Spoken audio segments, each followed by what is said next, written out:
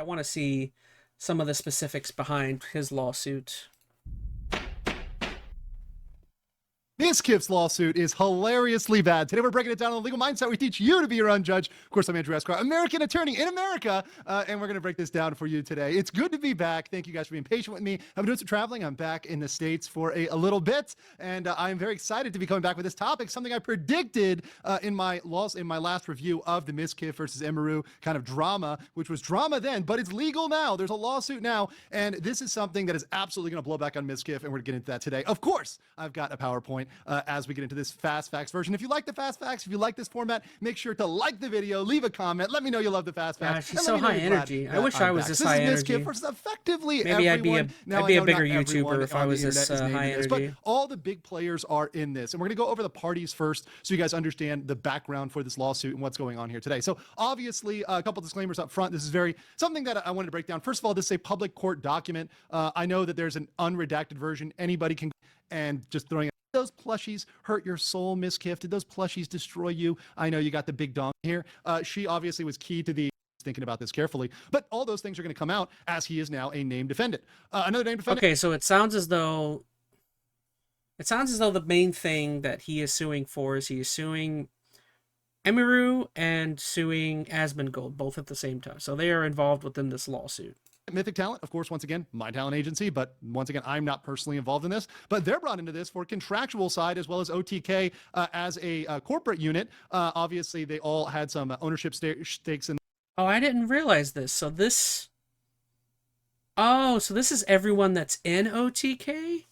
I did not know that. So, okay, this is my chance to see who's... Okay, so she mentioned S-Fan. I know that. I've heard of Extra Emily. Asmongold's in OTK. I guess that makes sense. Mizkif, of course. I've heard of Soda Poppin. Is Soda Poppin the guy... I think Soda Poppin is the World of Warcraft guy, right? He was the guy that was involved with Pirate Software, I think. Or he did a video on Pirate Software. I can't remember. And, okay, I didn't realize Tectone's in OTK as well. Interesting.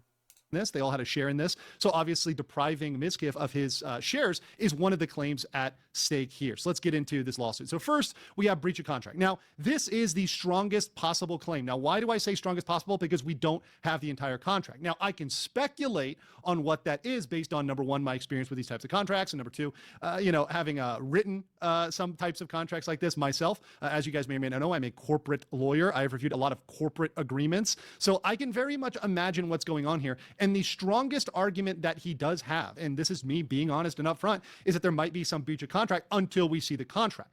My argument here in my kind of thoughts for OTK in general would be release the contract. It's going to come out as part of discovery. It's going to come out as part of this process. So one thing I would want to see, and once again, they can release this privately, publicly, whatever, it's going to come out as part of the lawsuit. Let me see. Plaintiff alleges allegations of paragraphs 1 through 32. OTK breached its ownership agreement with Ronaldo. Who's Ronaldo? Is that Mizkif? I think it's Mizkif. By purporting to oust him from ownership when no event of breach or default giving it authority to take action. So they kicked him out of OTK. OTK acknowledged it took no effort to investigate the alleged breaches, claiming its own words that OTK is not involved in, nor aware of the content of Emiru, blah, blah, blah. Nonetheless, OTK anticipatorily breached its contract with Ronaldo based on the allegations. Similarly, King breached its agreement with plaintiffs by purporting to divest them. Okay, so it sounds like they, because of a lot of the stuff here with Emiru, they're deciding to just totally cut all ties. OTK is deciding to cut all ties with gosh, I think I'm tiring out here. Mizkif. So because they're deciding to essentially cut all ties with Mizkif, Mizkif is pissed because I guess he'll be losing some form of ownership within the company, which of course means money. So because of that, because his ownership within the company is kind of affected by this, he's suing them. Okay. Is to get this particular agreement. So what is he saying? He's saying that, hey, they ousted him from ownership without breach or default. And now what that is saying is he had no notice. He had no reason to know he was going to be kicked out of OTK. Well, by his own admission. Of which great guy, by the way, Mizkif. Not only was he allegedly accused of sexual assault, being a bad boyfriend, possibly being abusive, domestic abusive with his multiple possible ex girlfriends and possibly current girlfriends. So great guy. And on top of that, when he gets kicked out for bad behavior, he turns around and is trying to sue all of his friends with his former company. So, a great guy, Mizkif, huh? Good guy, Mizkif, huh? He's really the hero of the story. So he's out here, possibly being an extremely bad boyfriend, and also suing his former friends and company. Yeah, great dude. And by the filing of the letter, which they previously sent him, in fact, he was on notice. He already had a strike. They could have removed him for just that, but they decided not to. So this, to me, despite being his strongest possible claim, is fundamentally flawed by his own evidence, by the evidence that he submitted himself. So saying that he's divested with no breach or notice is, in fact, countered by what he submitted, which we'll look at later. The next count is defamation. Now, this one is one you guys can obviously are familiar with. We've covered a lot of defamation cases on. Okay, so he's also suing them for defamation against Shunk and Hoyt. I don't know who Shunk and Hoyt are. That's the interesting thing is whenever you get lawsuits or things like that, there's this little word called discovery that happens when lawsuits happen. If you don't know, discovery is the legal term. Whenever a lawsuit happens, essentially all information about anybody involved in the lawsuit is going to get put out, which is honestly, I think a lot of times discovery is like the part that people fear the most whenever it comes to a lawsuit like that. A lot of people like, not to mean to bring politics into it, but a lot of people think that's the reason why somebody like Donald Trump has not come out and has sued anybody who has, you know, by law, Donald Trump, if somebody says, hey, you're not putting out the Epstein files because you're on there, which means we think you're a pedo or a pedophile. Well, Donald Trump, by somebody online saying that, throwing the accusation out that he's a pedophile, you would think that would be defamation, right? If it's untrue, if it's like, uh, but because if he were to sue somebody for calling him that, guess what would happen because of that lawsuit? There has to be something called discovery that happens, which means there's going to be a bunch of lawyers and people that are involved in the lawsuit who have to go digging in order to prove that you are not a pedophile. And I'm just bringing that up just because that's a case in my mind that I've always thought about, which is why I've always thought it's weird. You have all these people that are calling him that, considering the whole Epstein files thing.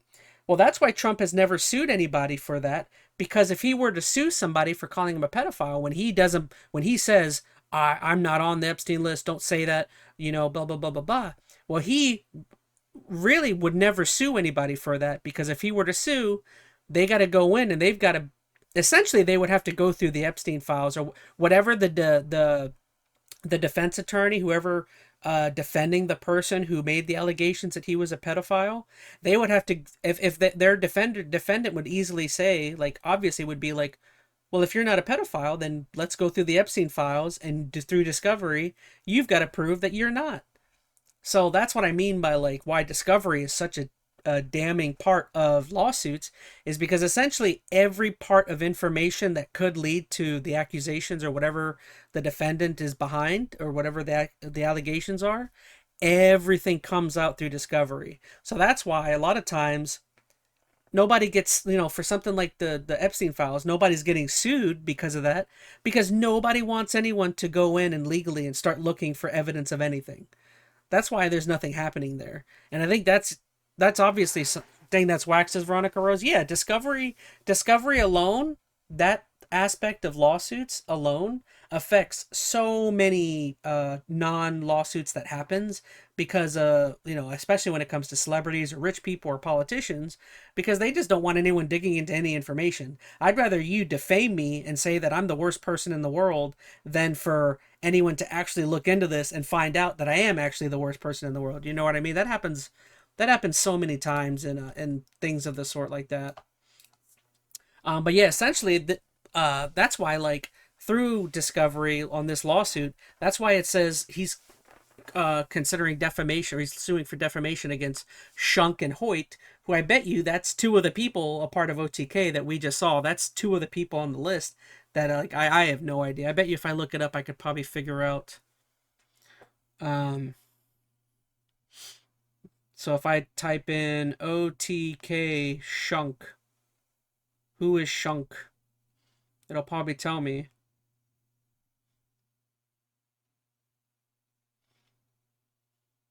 Okay, so Emiru's last name legally is Shunk. So that's what I mean though, is like through discovery, all information has to come out. So like, if Emiru at one point ever was like, I don't want my last name getting out there, well, through this lawsuit, your information's getting put out there. Let's see who Hoyt is. Hoyt. Oh, so Hoyt would be Asmongold. So like, do you see what I mean? There's little things like this all of a sudden that like all of now your personal information is getting put out there. Now everyone's gonna know your full name. Your probably your address is probably not going to be made public, but now all of a sudden people are looking the legally people are probably now know their address, and they're going to be going through like every aspect of you. That's what. So even if like and honestly somebody like Mizkif, because we know he's such a shitty dude, honestly that honestly is probably because this lawsuit is probably so frivolous, and probably because he has no choice, no, he probably has no shot of winning this honestly, because we know he's very aggressive when it comes to attacking people, and to cause drama for them. He very well may be paying for this lawsuit because one, he has money, and two, he knows he has no chance, but he just wants to F with Emiru and Asman. So this could, I hate to say it, but this could be a way of him doxing them, where he's so mad at them for what they're doing, he can afford to lose the lawsuit and be fined money wise, but he's trying to take it out because by suing them, a lot of their personal information is going to come out, and his fans, fanatics, people that are crazy for him can now dox them, or now will get a bunch of information about these people. And that's what I mean about like, so this isn't totally a loss for him. It may be a terrible lawsuit. He may lose it, but in a way he can kind of get after them and make their this honestly makes their lives, it could make their lives far more dramatic, and it is a way of messing with them. You know what I mean? Like just getting their last names out there. I'm sure their addresses are going to be looked into. There's so many things because now his lawyers have access to like a bunch of personal info about them. Um, I don't want to say, in my opinion, I feel like this could be a form of way of doxing them, or doxing them, or at least putting more personal information about them out there, even if they're not guilty of anything. Even though he's the one suing them, but because he knows he's going to lose, he's just willing to lose the money to make their lives more miserable. You know what I mean? So it's another form of doxing, said Veronica. Yeah, basically what I was saying. Oh man, I figured that's awful. Yeah. My channel. So he's saying that essentially the two main defendants, which are essentially Emiru and Asmongold, have defamed him with untrue statements, etc., and have published these to millions and millions of people. Now, the big problem with defamation is that. Oh, I think he's going to talk about it. But yeah, the big problem with defamation is that you have to, without a doubt, I'll let him explain. I'm sure he's going to say it. He's the legal guy. You're going to need to prove it at the actual malice phase. And actual malice means that they actually had a high standard of malice against you, not just they said something that they were mistaken about, but they knew it was wrong and they had actual malice. That's going to be hard. Yeah, that's essentially what he's saying, is defamation's a hard thing to prove, because not only do you, like, if I were to say somebody in my chat, uh, or if I were to say some celebrity, George Clooney, he beats his dogs or something, or he's a bad person or something. Like, if I were to make an accusation or claim like that, about George, I don't know why I brought it in George Clooney, but just because I said something like that, I would say George Clooney is an animal abuser or something. You know what I mean? That isn't the aspect that causes the defamation. what you would also have to prove is you would also have to prove that in a different time or in a different stream or at some other point that I also made it known that I want to cause a pain to George Clooney or something. So not only do you need the part that's the defaming, but you need proof that I want to defame, that I am defaming you. That's why defamation is such a hard thing to prove in a, in a court of law. So not only do you have to say, oh, not only did Chaz say that George Clooney is an animal abuser, he also said 2 weeks ago that he hates George Clooney and he wouldn't or or he would love to say that George Clooney is an animal abuser. You know what I mean? So there's like two different avenues that you'd have to prove to make defamation The stick. last one, count 3, is declaratory judgment against OTK, Mythic, and King, which essentially is saying, hey, look, these guys breached their agreements, breached their bonds that they had over the management fees. These management fees were not owed, and these were unlawful. So that's a breach there to divest the plaintiff Mizkif of his interest in the company. So those are the 3 main claims there. So my analysis of those 3 claims is that the breach of contract is once again the strongest, but it's entirely based on the contract. The letter from OTK hurts Mizkif's case. That's going to absolutely damage him and damage his, his ability to go forward on this. Losing revenue because you've been, out. So all of that is going to be pretty on notice. So trying to say more than enough. All right, I think thank you so much, Legalmindset. Very much appreciate your video. I feel like I got the gist of that. That's interesting though. Was not expecting Mizkif. I mean, although again, he's very vindictive, and obviously I think it's, pretty blatant that he is not a good guy. So it's not entirely surprising that he's willing to throw some money to make Asmongold and Emiru kind of annoy them, kind of find ways of having weirdos out there to attack them. Again, that's my view of that. We'll move on. I wasn't expecting it, but it's not surprising that Mizkif's doing that. She had too many stalkers anyways. Let me feed them more personal info. Exactly, Veronica Rose. Exactly.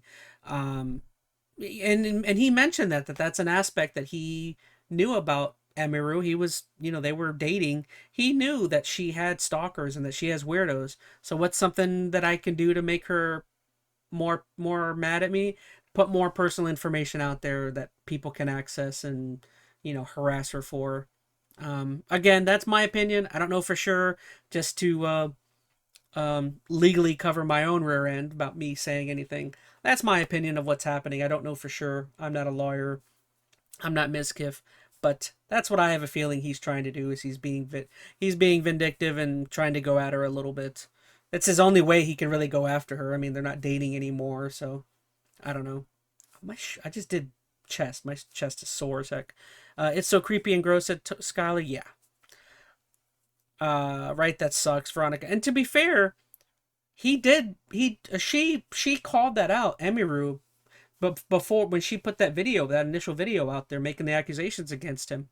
If she put the video, or she had said that he's threatened before to utilize calling her an animal abuser and saying she abused her pets, her bunnies. She said that in that previous video. She said he's threatened me with putting out information that blackmailing me and saying I'm a bad pet owner and with my bunnies. And guess what he did in that video he put out where he was talking about it? He blamed her for being a bad pet owner and being bad with her bunnies. Clearly, the guy is super vindictive and is willing just to say anything just to make himself look good. So it's like, is it a stretch to say that he's suing her just to dox her and make things miserable for her and Asmongold? No, I mean, it's like super obvious. Yeah. Well, all right, everybody. That's 2 hours. That's a lot more than I thought I was going to be able to make out of ChazmaN Live. I think I'm definitely good there. Again, sorry for there not being any major video for this stream. I guess not every week you're going to have something crazy happen. Watch. I bet you something tomorrow, something insane happens, that I'll have to wait a whole week to talk about for next Thursday. Crazy the way he proved her right, said Veronica Rose. Oh yeah, well, because she knows him. She dated him. I mean, I guess it's not hard to know, you date somebody for a year. I mean, I'm sure she knows. Well, especially because he flat out said it. He's like, oh, I'll talk bad about you behind your back about your pets. So Well, well. Looks like you've reached the end, haven't you? You imbeciles. On Enter ChazmaN, you'll witness gaming brilliance beyond your comprehension. ChazmaN Live brings the drama. Mondays, Tuesdays, Thursdays, Fridays, and Saturdays at 5:30 p.m. EST. Long Plays delivers full journeys, uncut and unspoiled. Join the Patreon, Discord, Instagram, and TikTok below, if you can manage it. Still not following Enter ChazmaN? Then mediocrity clearly suits you.